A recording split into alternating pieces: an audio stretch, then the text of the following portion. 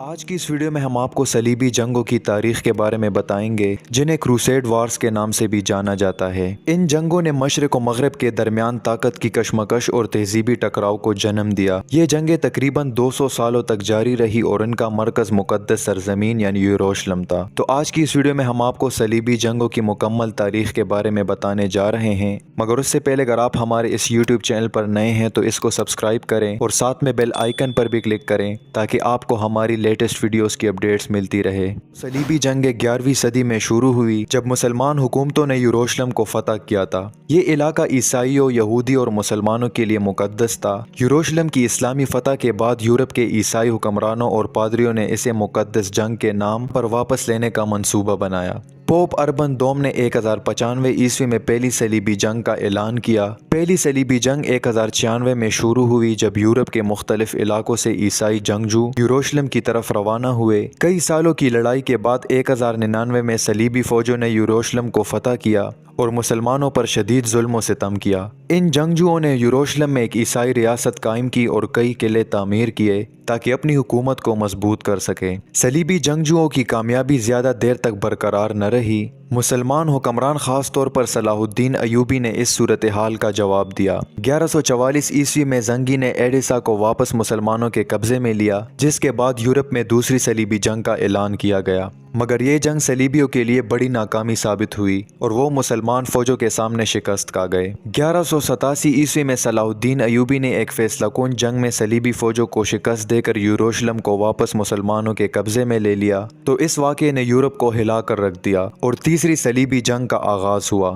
England کے بادشاہ Richard نے اس جنگ میں حصہ لیا، مگر وہ صلاح الدین ایوبی کے ساتھ کسی بھی فیصلہ کن کامیابی کے بغیر صلح کرنے پر مجبور ہوا۔ صلیبی جنگیں 1291 عیسوی میں ختم ہوئی جب آخری صلیبی قلعہ آقا مسلمانوں کے ہاتھوں گر گیا۔ ان جنگوں نے مشرق و مغرب کے درمیان تعلقات کو طویل عرصے تک متاثر کیا۔ صلیبی جنگوں کے دوران ہونے والے تبادلے نے یورپ میں اسلامی سائنس، فلسفہ اور طب کے علوم کو پہنچایا۔ اب آپ کو اس فیصلہ کن مارکے کے بارے میں بتانے والے ہیں جو مسلمانوں اور عیسائیوں کے درمیان لڑی گئی۔ مارکہ ہتین 4 جولائی 1187 کو صلیبی جنگوں کے دوران لڑی گئی۔ اس مارکے میں صلاح الدین ایوبی کی قیادت میں مسلمان فوج نے صلیبی افواج کو فیصلہ کن شکست دی تھی۔ یہ مارکہ اس وقت ہوا جب بیت المقدس پر صلیبیوں کا قبضہ تھا اور مسلم دنیا صلاح الدین ایوبی کے تحت متحد ہو رہی تھی۔ صلیبی افواج اس وقت مختلف یورپی ممالک کے سرداروں پر مشتمل تھی اور ان کے درمیان شدید اختلافات تھے۔ صلیبی افواج زیادہ تر مغربی یورپ کے ناتجربہ کار سپاہیوں پر مشتمل تھی،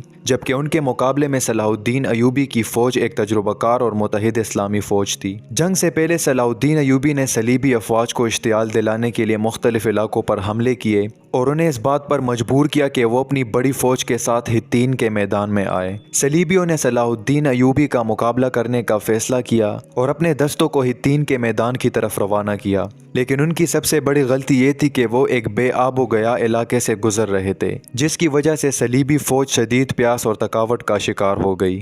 صلاح الدین ایوبی نے اس جنگ میں نہایت دانشمندانہ حکمت عملی اپنائی۔ اس نے پہلے صلیبیوں کو ایک ایسی جگہ پر محصور کیا جہاں پانی دستیاب نہیں تھا، پھر اس نے صلیبی فوج پر دن رات حملے جاری رکھے تاکہ وہ تھک جائے اور مزید لڑنے کے قابل نہ رہے۔ 4 جولائی 1187 عیسوی کو ہتین کے مقام پر فیصلہ کن مارکہ ہوا۔ صلیبی فوج شدید پیاس، تھکاوٹ اور صلاح الدین ایوبی کی فوج کی مسلسل یلغار کے باعث مکمل طور پر شکست کھا گئی۔ صلیبی سردار گائے آف لوزیگنان کو قید کر لیا گیا، جبکہ ہزاروں صلیبی فوجی مارے گئے اور کچھ گرفتار بھی ہوئے۔ مارکہ ہتین کے بعد صلیبی افواج کا زور بالکل ٹوٹ گیا اور صلاح الدین ایوبی کے لیے بیت المقدس کا راستہ کھل گیا۔ کچھ ہی ماہ بعد اکتوبر 1187 عیسوی میں صلاح الدین ایوبی نے بیت المقدس کو فتح کیا اور تقریباً 90 سال بعد اس مقدس شہر کو صلیبیوں کے قبضے سے آزاد کروایا۔ مارکہ ہتین اور بیت المقدس کی فتح کے بعد صلاح الدین ایوبی کی رحمدلی کا مظاہرہ تاریخ میں ہمیشہ یاد رکھا جاتا ہے۔ اس نے عیسائیوں کے ساتھ رواداری کا مظاہرہ کیا اور ان کو نقصان پہنچانے سے گریز کیا۔ یہ بات صلیبی جنگوں کی تاریخ میں مسلمانوں کی ایک اہم عظیم کامیابی کے طور پر درج ہے۔ مارکہ ہتین اسلامی تاریخ کا ایک سنہری باب ہے جس نے نہ صرف صلیبی افواج کو فیصلہ کن شکست دی بلکہ مسلمانوں کو ایک نیا عزم بھی بخشا۔ صلاح الدین ایوبی کی قیادت میں یہ فتح مسلمانوں کے لیے نہایت ایک اہم فتح تھی کیونکہ اس نے انہیں بیت المقدس کی فتح کا راستہ فراہم کیا۔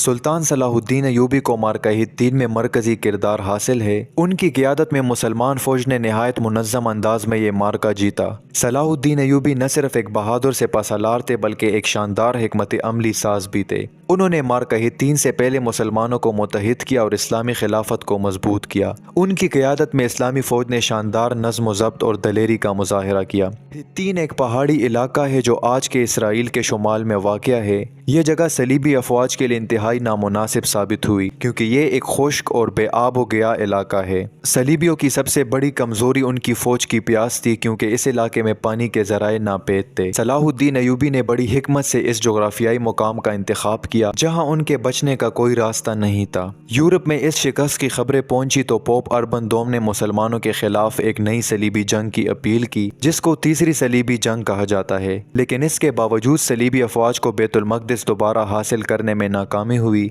और इस तरह मुसलमानों का कंट्रोल बरकरार रहा। दोस्तों, ये थी सलीबी जंगों की एक मुख्तसर सी तारीख जिसने सदियों तक दुनिया को मुतासिर किया। अगर आपको हमारी आज की वीडियो पसंद आई हो तो इसको लाइक और ज़्यादा से ज़्यादा शेयर करें और कमेंट सेक्शन में अपनी कीमती राय का इजहार ज़रूर करें। अगली दफ़ा एक नई वीडियो लेकर आपकी खिदमत में हाजिर होंगे। तब तक के लिए हमें इजाज़त दीजिए। अल्लाह हाफिज़।